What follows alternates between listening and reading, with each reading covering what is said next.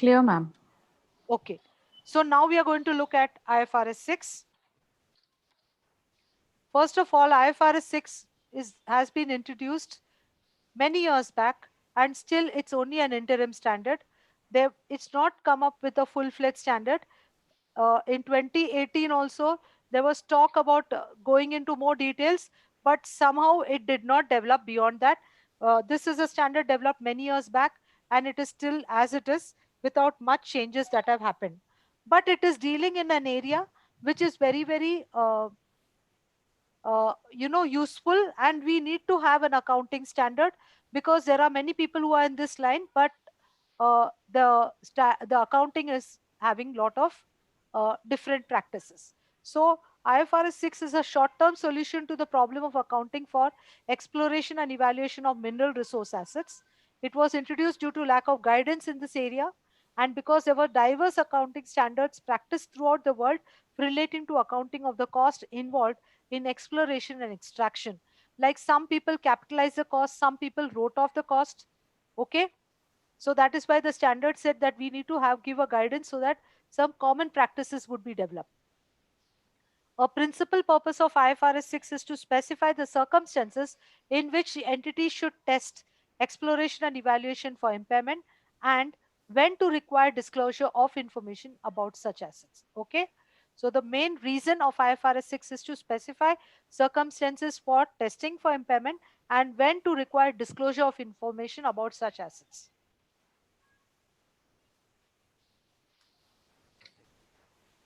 So definitely we need to know what is this exploration evaluation, what is the scope. The scope of IFRS 6 is intentionally very narrow. Entities must apply IFRS 6 to all exploration and evaluation expenditure incurred, but does not address other aspects of accounting. So IFRS 6 only talks about the accounting of the exploration expenditure, but nothing beyond that. Okay. IFRS applies after the entity has obtained legal right to explore in a specified area, but before the extraction has been demonstrated to be both technically feasible and commercially viable. Please have a look at the diagram very carefully. Okay, so suppose there's an exploration of a resource. You're trying to explore an area for some resources. Okay, so normally that is said to be research. You're trying to find out if there is going to be some mineral ore that comes out. We don't know whether it is there. So it is like a research cost. In this stage, you don't have any legal right to remove the ore. Okay. So till you get a legal right, it is an expense in the SOPL. But when you're doing the research to remove out, if you have a legal right to explore, then it becomes part of IFRS 6. And that is only till you can demonstrate technical feasibility and commercial viability. That means IAS 38. Under IAS 38, when you talk of development cost, the day it touches technical feasibility and commercial viability, it will stop being an IFRS 6 expenditure. Have you understood this diagram? Please look at it carefully. If you have any doubts, please ask me.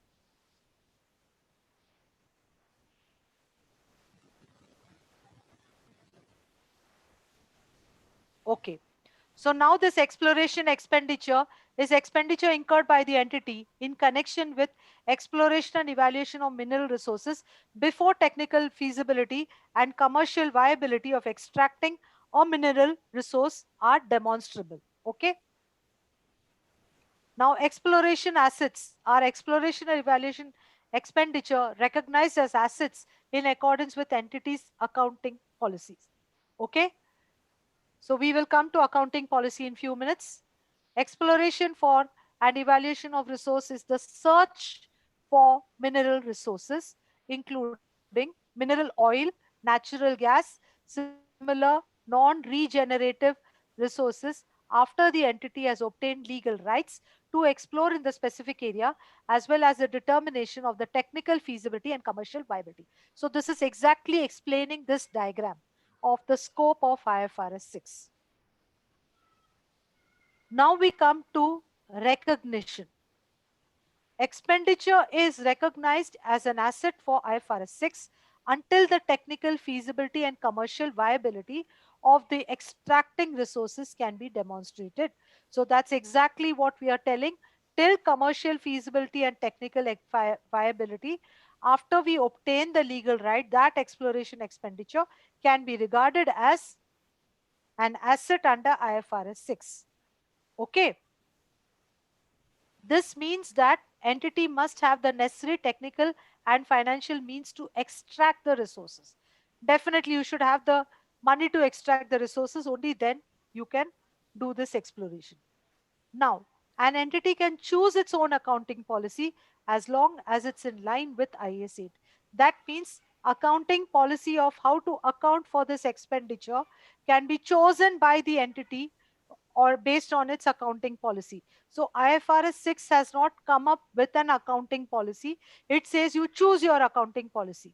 So that means I have to go with IAS 8, which is on application of accounting policy, change in accounting policy, and accounting estimate. Okay. So according to that IAS 8, management should use its judgment in developing an accounting policy that results in information that is relevant and reliable. But once it chooses policy, it will apply the policy consistently. Okay. Note that expenditure related to the development of mineral resource must not be recognized as exploration assets under IFRS 6 as they come under IAS 38. Okay. So we have already said very clearly, once it touches IAS 8, it has become development cost. You cannot uh, treat it as IFRS 6. But what is in IFRS 6? You will treat it uh, as an asset based on your accounting policy. So let us understand how to tackle with this IFRS 6 expenditure with an example. Before that, now they are telling you how to measure at recognition. So if you have spent the money in IFRS 6, how do I measure it? At recognition, you will measure it at cost. Following examples of expenditure, an entity occurs in initial measurement of the asset are as follows.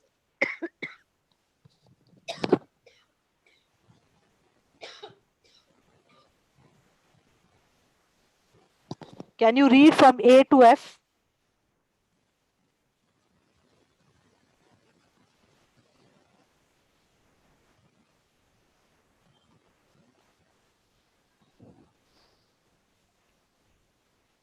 So the standard is telling us that if you incur any of these items from A to F, okay, you will recognize it at its cost.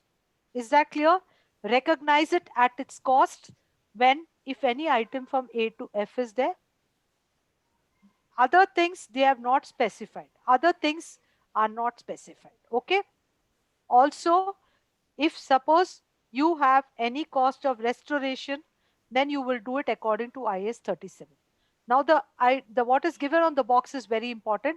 The syllabus explicitly requires the ability to give examples of the element of cost that might be included in initial recognition in the financial statements.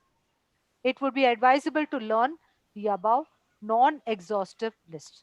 That means there can be more items, but this is expected for you of you from the syllabus. Okay. Now there's an example. Gold Diggers is a mining company currently exploring and evaluating possibility of extracting gold from the desert of South Australia. It has incurred the following cost. Legal expense relating to acquisition of land, legal expense relating to acquisition of right to explore the land, exploratory drilling expenses, general admin expenses, cost of extracting the gold. Okay. So if you look from the list given to us, cost of extracting can we take, exploratory digging we can take, and cost of extracting also can be taken. Can we take 1 minute? Uh, Acquisition of the right. So acquisition of the right is the legal expense relating to exploration, acquisition of land that you can take. Legal expense, sorry, Legal expense relating to acquisition of land you cannot take, but legal expense relating to acquisition of right to explore the land. So acquisition of right to explore, we can capitalize. Okay. Exploratory drilling, I can capitalize.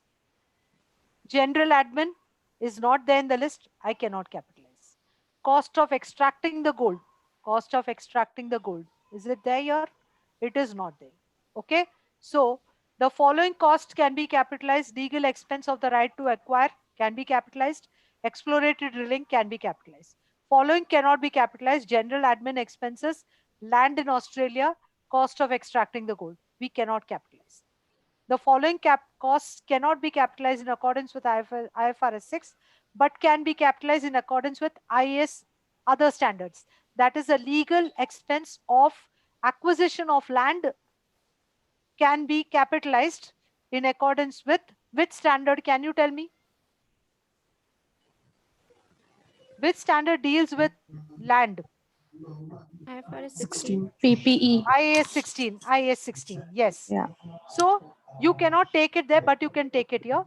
But the general admin expenses cannot be taken and cost of extracting cannot be taken. Okay. So general admin expenses do not relate to exploration. Cost of extracting the gold are incurred after the process of exploration has ended. So cost of extracting is after the process has ended. So they are considered to be,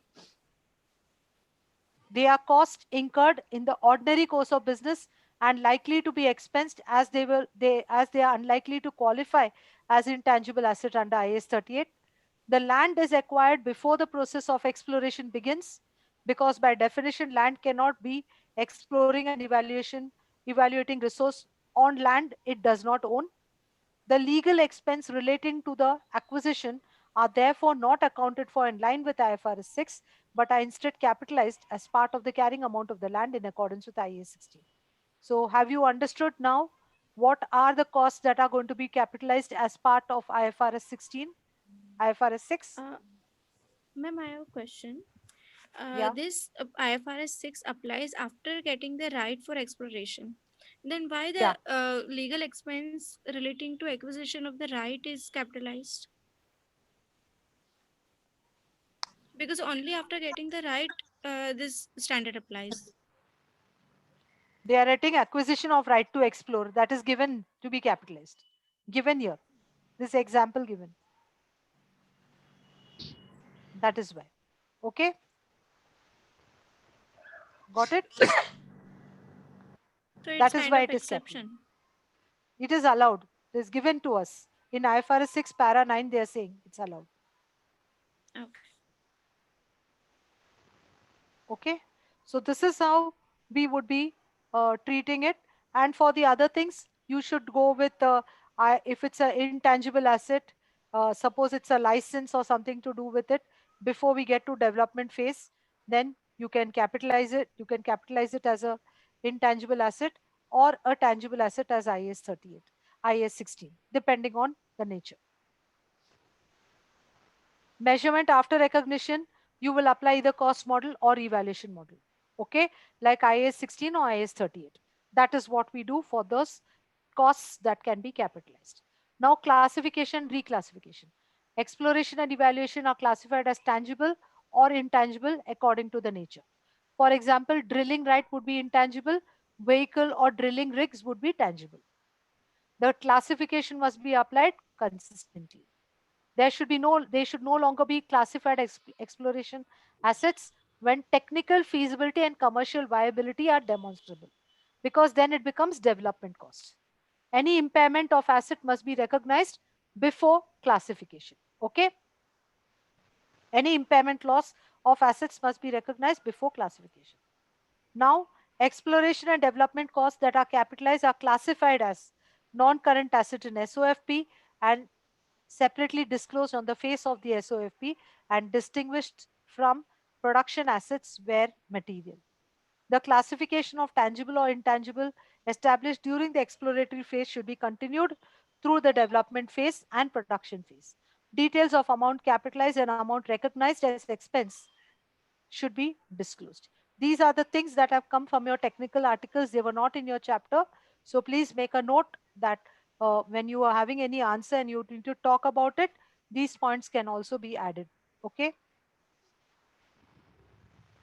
Now the last part, also this standard is introduced. If you see right at the start, he tells you when to, it specifies the circumstances when an entity should test exploration and evaluation cost for impairment. Okay, because there's a special need. You cannot go with IAS 36 requirement of indications of impairment. You need to have special circumstances, which is given to us in IFRS 6.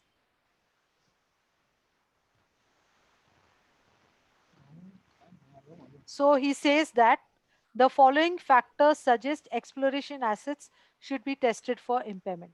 First, the period for which entity has exploration right has expired or is due to expire in the near future and not expected to be renewed. So that is when you have to test it for impairment. Of course, testing for impairment means comparing your carrying amount with recoverable amount, just like IS 36. But only the indications of impairment are different here. Okay. Next is substantive expenditure on further exploration is not budgeted or planned. Third, exploration in specific area has not led to the discovery of commercial viable quantities of mineral हो resources हो हो हो and हो entity has हो हो decided. बंद हो जाता है. Girish, can you mute yourself, please? Sorry.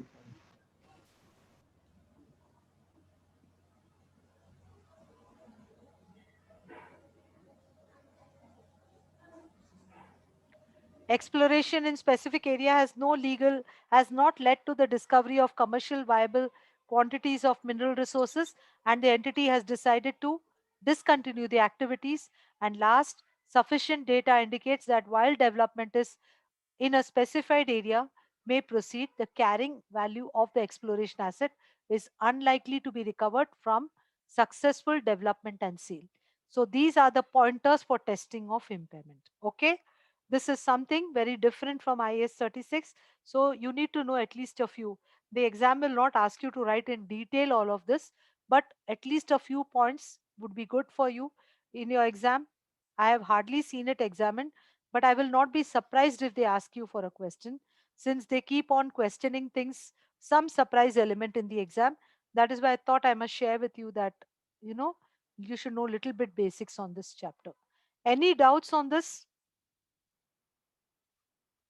Ma'am, the past question which you have shared with us will we get on Google Classroom?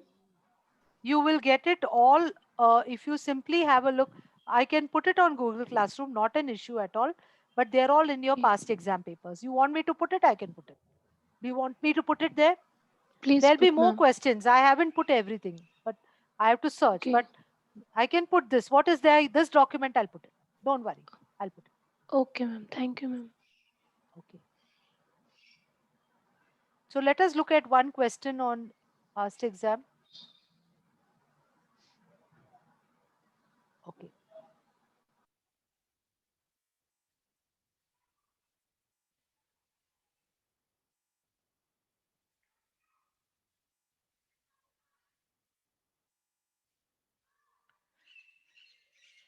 You are the financial controller of Omega, which prepares consolidated financial statements. Your MD, who's not an accountant, has recently attended a seminar and raised two questions. Okay. So let us see what is his query. Where is the question gone? Okay, okay, see you.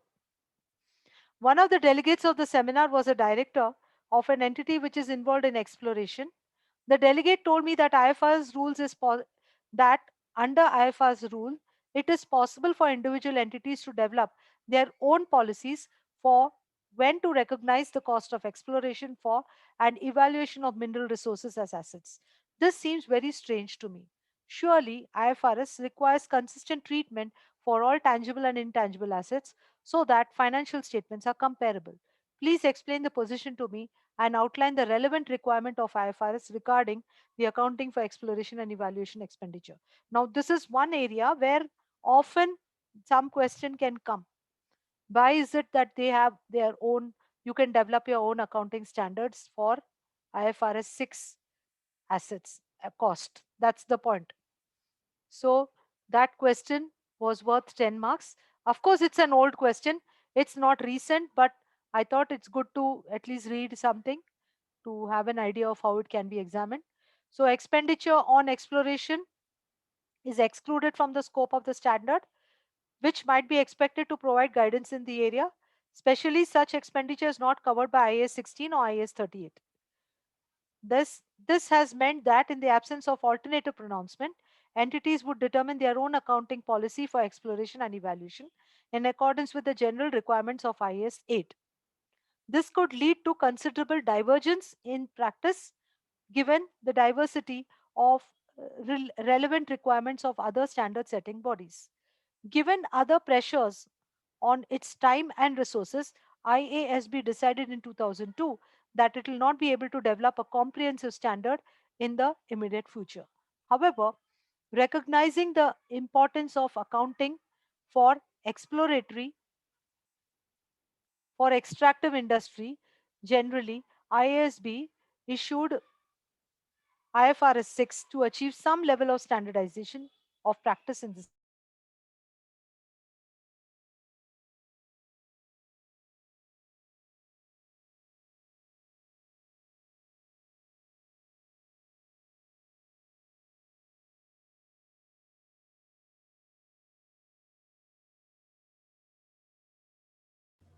Ma'am, you are not audible.